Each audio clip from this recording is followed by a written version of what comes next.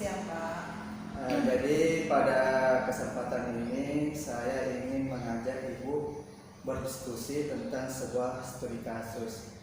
Apakah Ibu bersedia untuk mendiskusikan tentang studi kasus ini? Ya, saya bersedia. Oke, baiklah. Jadi karena Ibu bersedia untuk mendiskusikan studi kasus ini dengan saya, nanti saya akan membacakan studi kasusnya. Setelah saya membacakan, nanti saya akan meminta tanggapan kepada Ibu, kira-kira keputusan apa yang bisa Ibu ambil atau apa yang Ibu akan lakukan. Jadi seperti itu. Jadi saya bacakan ya Bu ya.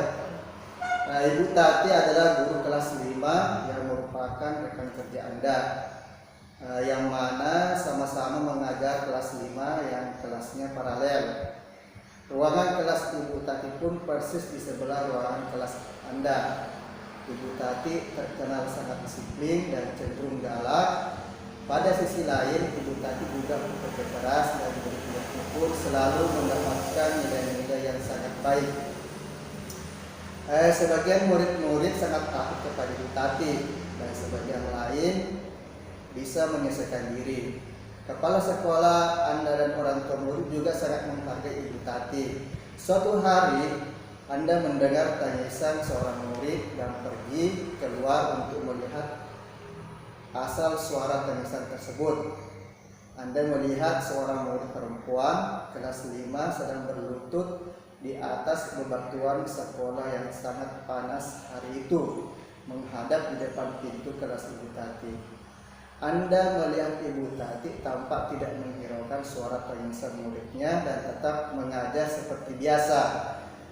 Namun Anda bisa melihat bahwa beberapa murid di kelas Ibu Tati mencoba untuk mencuri pandangan keluar kelas melihat temannya yang sedang menangis dan berlutut di terik matahari. Jadi saya ingin meminta pendapat atau keputusan yang kira-kira Ibu ambil terhadap studi kasus ini. Kira-kira apa yang Ibu akan lakukan? Yang akan saya lakukan adalah saya akan berbincang-bincang dengan Ibu Tati. Saya akan menanyakan perihal tindakan yang dilakukannya dan alasan mengapa Bu Tati memberikan hukuman kepada anak tersebut. Oh, jadi Ibu akan melakukan kegiatan bincang-bincang biasa kepada Ibu Tati, menanyakan alasan mengapa memberikan hukuman terhadap anak tersebut ya. Kemudian kira-kira apa lagi Bu?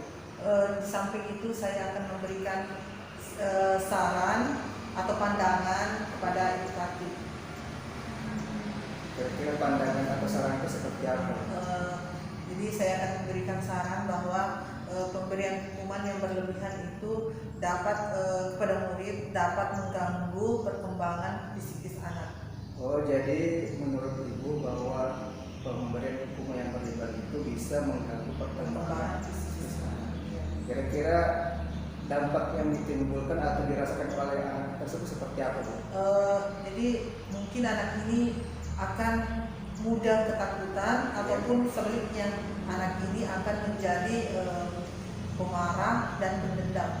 Oh, jadi dampak yang bisa dirasakan oleh anak yang sering mengalami hukuman atau punishment adalah dia bisa jadi menjadi anak yang mudah takut ataupun sebaliknya bisa menjadi anak yang pribadi yang keras dan pendendam.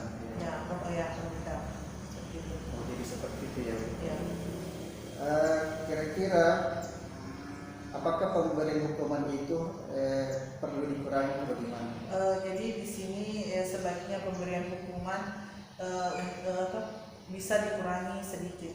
Jadi guru dapat memberikan konsekuensi terhadap pelanggaran yang dilakukan oleh peserta didik yang ada hubungannya dengan pelanggaran tersebut dan bersifat mendidik. Oh, jadi bukan pemberian hukuman tapi sebuah konsekuensi pelanggaran yang berhubungan dengan pelanggaran itu dan sifatnya mendidik. Oke. Jadi itu tanggapan Ibu ya. Kemudian mungkin ada solusi dari permasalahan ini juga. Jadi guru juga perlu melakukan kontrol sosial. kontrol ya, sosial. yang baik kepada peserta didik dalam membantu masalah yang dihadapi oleh anak tersebut. Jadi itu merupakan keputusan atau tindakan yang akan ibu ambil. Apakah guru lain bisa melakukan interupsi pada saat kejadian itu? Saya kira tidak. Yang sebaiknya yang lebih berhak memberikan interupsi itu adalah kepala sekolah. Kami sebagai teman sejawat hanya dapat memberikan pandangan dan saran kepada guru tersebut. Oh, jadi pada saat kejadian itu sebaiknya yang bisa memberikan interupsi adalah kepala sekolah. Iya. Jadi kita sebagai teman sejawat hanya melakukan kegiatan Iya, bincang-bincang bincang-bincang setelah biasa. peristiwa itu, Iya. kejadian itu. Jadi bukan pada saat kejadian itu berlangsung, Iya. tetapi setelah kejadian. ya, setelah kejadian itu terjadi. Iya. Jadi terima kasih Bu atas apa yang sudah menjadi tanggapan Ibu mengenai studi kasus ini. Jadi sebenarnya di sini yang kita pelajari terhadap kasus ini adalah sebuah pengambilan keputusan yang diambil seorang guru ketika mengalami suatu dilema. Jadi ini dikatakan sebuah dilema etika, karena dilema etika di sini masing-masing pihak mempunyai pandangan yang benar. Jadi setiap guru Tati sebagai pemimpin atau yang berwenang dalam mengelola kelasnya, itu ketika dia memberikan hukuman itu memang menjadi satu kewenangan dari dia. Tetapi bisa juga dari guru lain bisa memberikan saran, karena apa yang telah dilakukan itu sepertinya pemberian hukuman yang berlebihan. Jadi ini sifatnya sebuah dilema etika. Jadi seperti itu Bu, perbincangan kita pada hari ini. Mudah-mudahan ada pelajaran yang bisa